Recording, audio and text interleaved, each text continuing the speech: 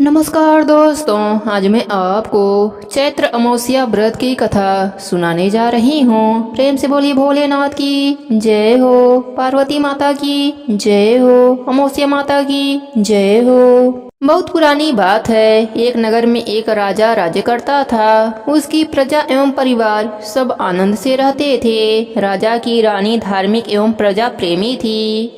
राजा के महल के सामने एक साहूकार का महल था। राजा की रानी एवं साहूकार की पत्नी में मित्रता थी।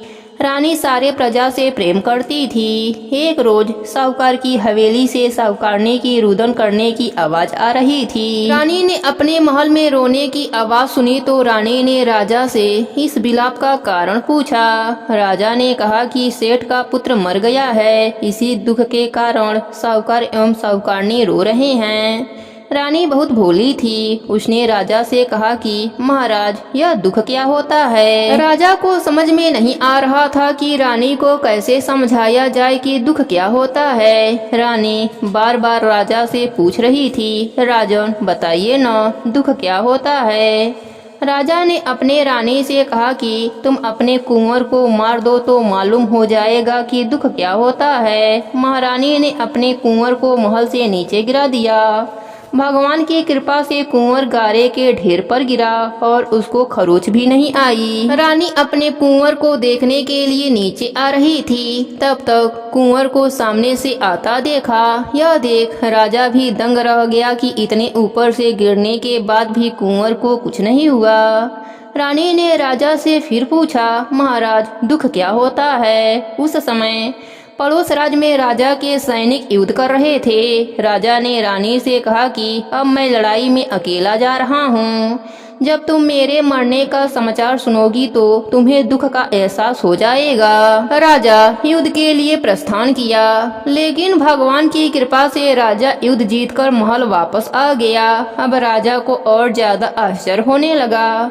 उसी समय रानी राजा के पास आई और फिर से वही प्रश्न दोहराकर पूछने लगी। राजा ने रानी से कहा, अब मैं गंगा यात्रा करने के लिए जा रहा हूँ। वहाँ गंगा की धारा में मैं कूद जाऊंगा, तब तुम्हें दुख का एहसास होगा। रानी ने गंगा यात्रा की तैयारी कर दी। उधर कैलाश पर्वत पर शिव जी ने पार्वती जी से कहा कि आज हम धरती लोक पर घूमने चलेंगे।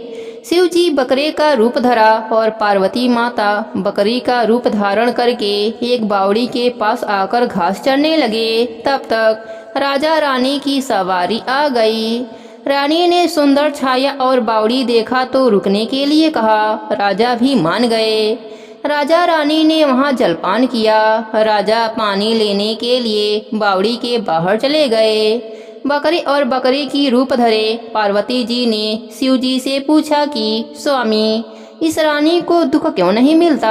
रानी ने बकरे और बकरी की मनुष्य के रूप में बोलते हुए देखा तो वह ध्यान लगाकर सुनने लगी। पार्वती जी के पूछने पर शिव जी ने बताया कि इसने अमावस्या का व्रत किया था। उसी के पुण्य से यह इस जन्म में रानी बनी है और दुख का सामना नहीं करना पड़ रहा है और सुखों का आनंद ले रही है। यह राजा गंगा में भी नहीं मरेगा। रानी ने सारी बातें सुन ली। राजा जब पानी लेकर आए तो रानी ने राजा को सारी घटना सुनाई। राजा सारी बात जानने के बाद अपने राज्य लौट आया।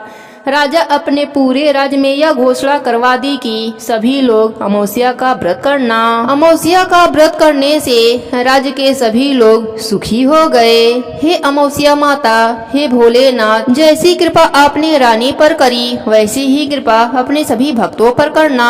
कहानी अधूरी हो तो पूरी करना, पूरी हो तो मान रखना, सबके व्रत को पूर्ण करना। प्रेम से बोलिए अमावस्या माता की जय हो, पार्वती माता की जय हो, भोलेनाथ की जय हो। बहुत समय पहले की बात है। एक गांव में एक ब्राह्मण और ब्राह्मणी रहते थे। वह दोनों भगवान के परम भक्त थे। घर में सब कुछ था पर उनके कोई भी संतान न होने से वह अति दुखी रहते थे। एक दिन अपने स्त्री से ब्राह्मण ने कहा कि मैं वन में तपस्या करने के लिए जा रहा हूँ, और वह भगवान पर भरोसा करके वन में चला गया।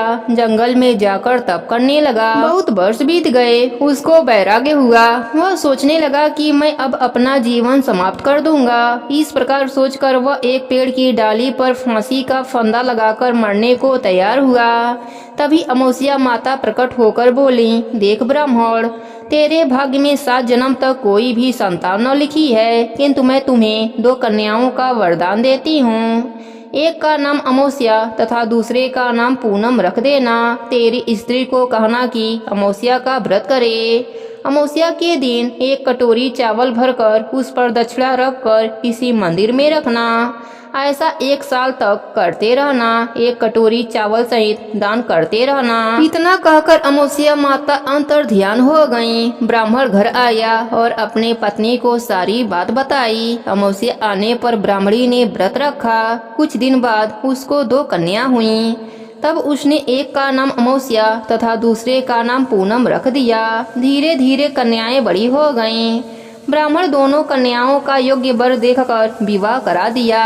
बड़ी बहन अमावस्या धार्मिक थी, जबकि छोटी भगवान को बिल्कुल भी नहीं मानती थी। बड़ी के घर में तो सुख समृद्धि का भंडार भरा हुआ था, पर छोटी बहन पूनम के घर दुखों का पहाड़ था।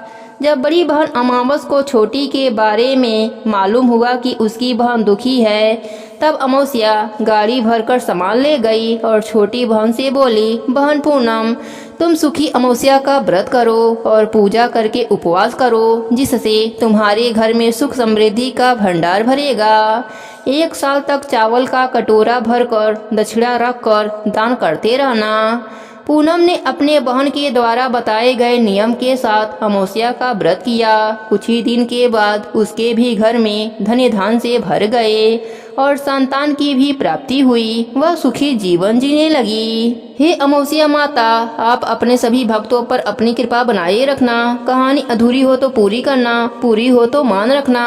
प्रेम से बोलिए अमावस्या माता की जय हो।